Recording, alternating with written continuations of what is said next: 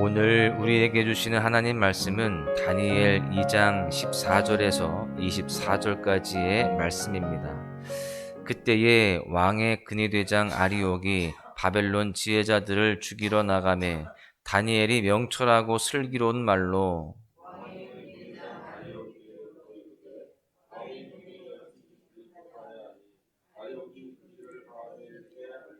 다니엘이 들어가서 왕께 구하기를 시간을 주시면 왕에게 그 해석을 알려드리리이다 하니라.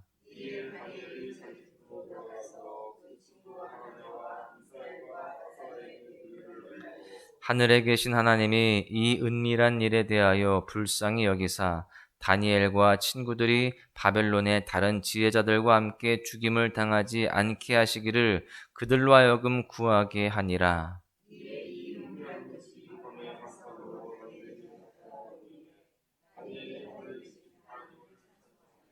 다니엘이 말하여 이르되 영원부터 영원까지 하나님의 이름을 찬송할 것은 지혜와 능력이 그에게 있음이로다.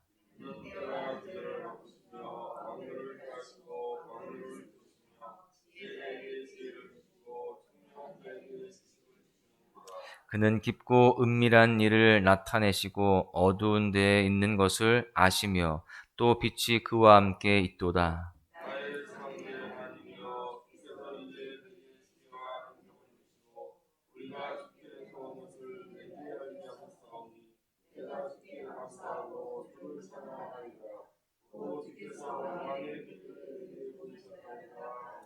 이에 다니엘은 왕이 바벨론 지혜자들을 죽이라 명령한 아리옥에게로 가서 그에게 이같이 이르되 바벨론 지혜자들을 죽이지 말고 나를 왕의 앞으로 인도하라.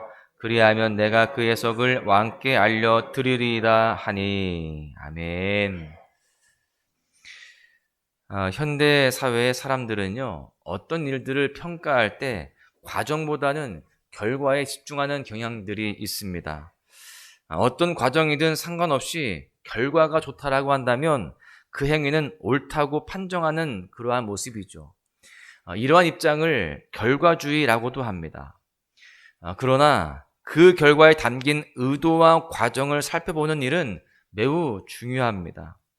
담긴 의미와 의도를 살필 때 비로소 결과가 가리키고자 하는 바를 명확히 알 수 있기 때문입니다. 이러한 기준은 믿는 우리 성도들에게도 동일하게 적용이 됩니다. 하나님께서 하신 일을 바라볼 때 일어난 결과만 가지고 평가한다면 하나님을 오해하기 쉽습니다. 하나님께서 어떤 의중을 가지고 일을 하시고 하나님께서 원하시는 바가 무엇인지 파악하는 것은 우리에게 너무나 중요한 일이 아닐 수 없습니다. 오늘 본문은 하나님께서 다니엘에게 느부갓네살의 꿈이 무슨 내용인지 또 어떤 뜻인지를 알려주시는 장면인데요. 결과적으로는 굉장히 모든 일들이 잘 해결되어지고 다행스러운 일입니다. 그런데 이 다니엘서의 저자는 다니엘이 하나님께 올려드린 찬양을 의도적으로 상세하게 기록하고 있는 것을 볼 수 있습니다. 위기의 순간에서 찬송할 수 있게 분위기가 바뀐 것은 뚝딱 일어난 일이 아님을 또한 그 과정이 있음을 보여주고 싶었던 것이죠. 오늘 말씀을 통해서 결과보다는 위기에서 찬송으로 변화된 과정이 어떠했는지 그 순서를 살펴보면서 함께 은혜를 나누고자 합니다. 첫 번째는 다니엘은요, 위기를 극복하기 위해서 기도했다라고 하는 겁니다.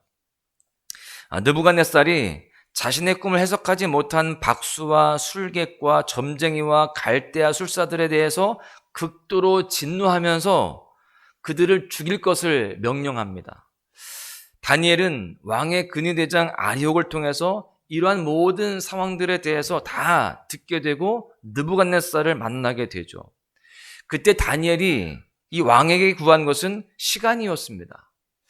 사실 앞서서 갈대아인 술사들이 시간을 구했거든요. 그런데 그 시간을 지체하고 문제를 해결하지 못했습니다. 그런데 이번에 다니엘도 역시나 시간을 구하고 있는 겁니다.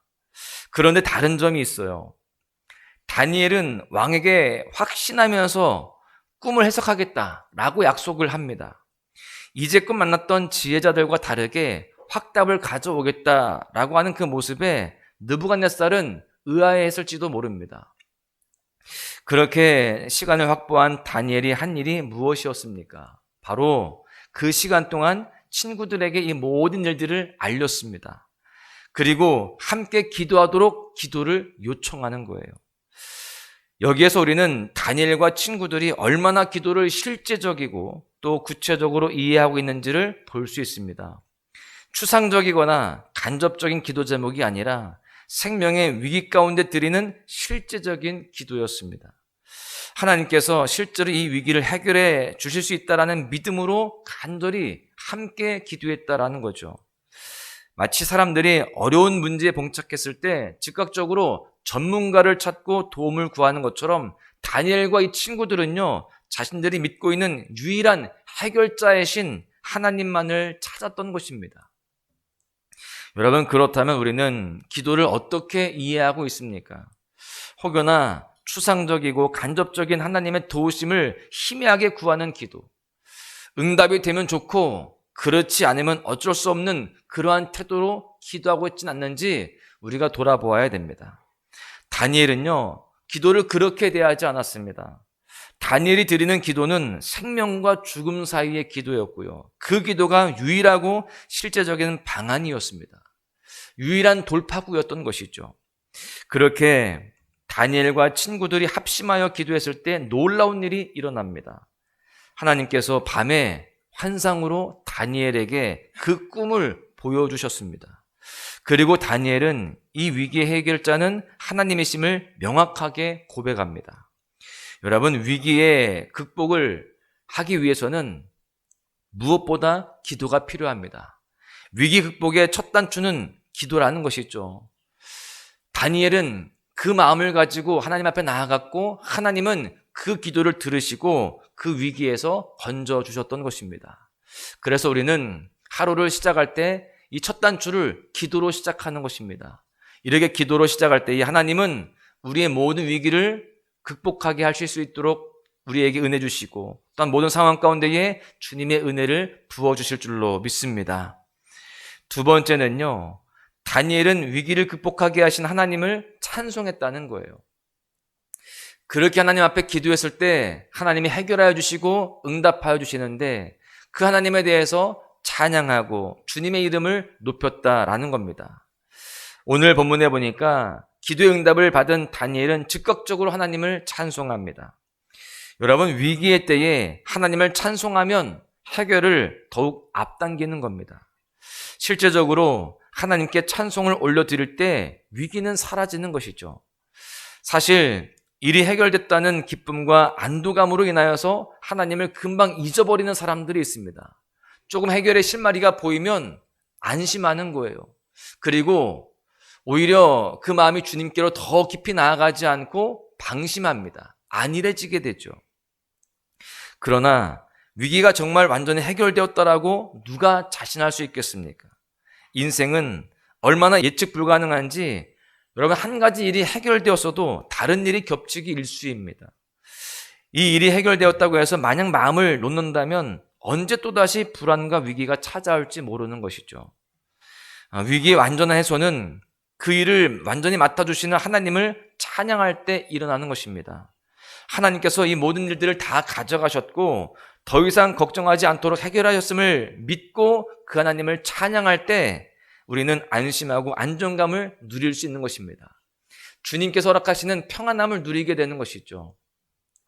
다니엘은 꿈의 내용과 그 해석을 알게 되었을 뿐만이 아니라 죽음에서 건진받고 모든 일이 해결되었다는 확신으로 하나님께 찬송을 올려드리고 있는 것입니다. 그 가운데에 하나님의 그 놀라운 축복 속에 참된 평안함을 누리고 있는 것이죠. 두려워하고 불안해하지 않습니다. 여러분, 그렇다면 다니엘은 어떤 찬송을 올려드렸을까요? 먼저는 하나님의 위대하심과 권능과 지혜와 주권을 찬양했습니다. 문제 해결이나 기도의 응답이 핵심이 아니라 다니엘은 하나님이 어떤 분인지에 대해서 초점을 맞추고 있습니다.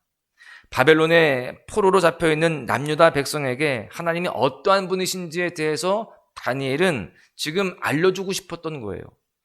나라와 왕의 흥망성쇠가 하나님께 있고 모든 지혜와 지식의 근원이 하나님이심을 밝히 드러내면서 하나님만이 만물의 주관자가 되시는 참된 신이심을 지금 선포하고 있는 겁니다.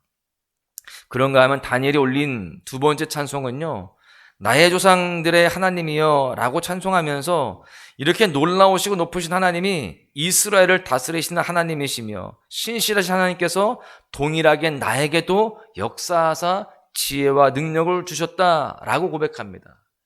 즉 다니엘은요, 여전히 도우시는, 옛적에도 도우셨고 지금도 도우시는 그 하나님을 찬양하고 있는 겁니다. 하나님은 그렇게 위대하시고 권능과 지혜와 주권이 있으신 분이신데 그 하나님이 지금 나에게 역사하고 계신다. 그 하나님이 나에게 도움을 주시고 나에게 지금 문제 해결을 주시고 승리를 주신다. 이것을 지금 찬양하고 있는 것입니다. 하나님은 여전히 일하시고 계십니다.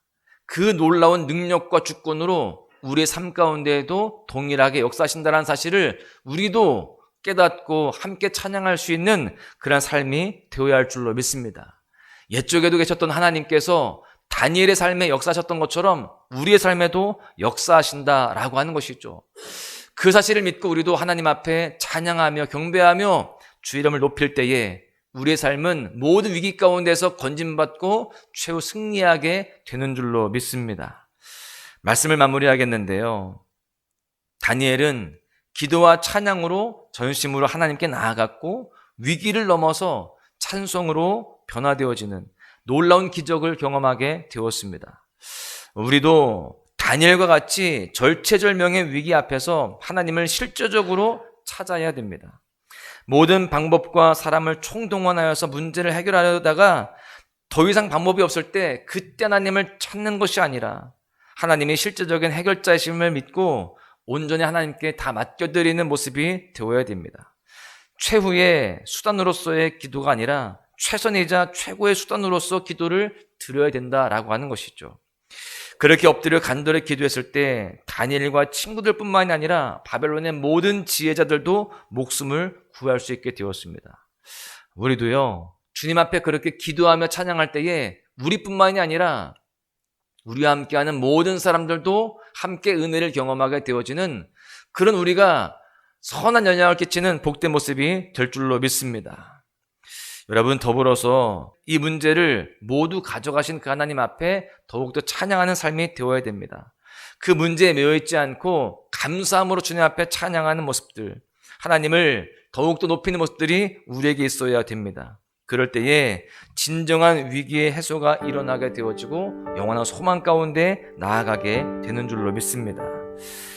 사랑하는 소망 가족 여러분, 오늘 하루도 다니엘과 같은 믿음의 기도와 찬송으로 모든 위기에서 벗어나서 하나님이 열어주시는 새로운 소망으로 나아갈 수 있기를 소망합니다. 그런 복된 날로 여러분들 모두가 승리하시기를 주님의 이름으로 간절히 축원합니다.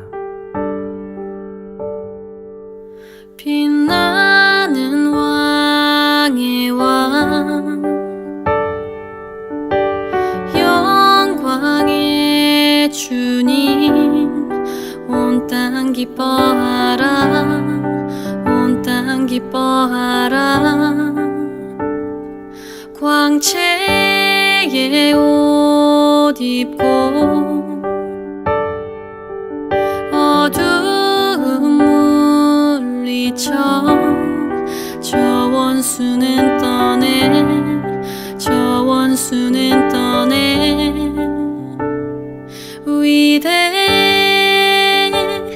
위대하신 주 찬양의 위대하신 주 모두 알게 되리라. 위대하신 주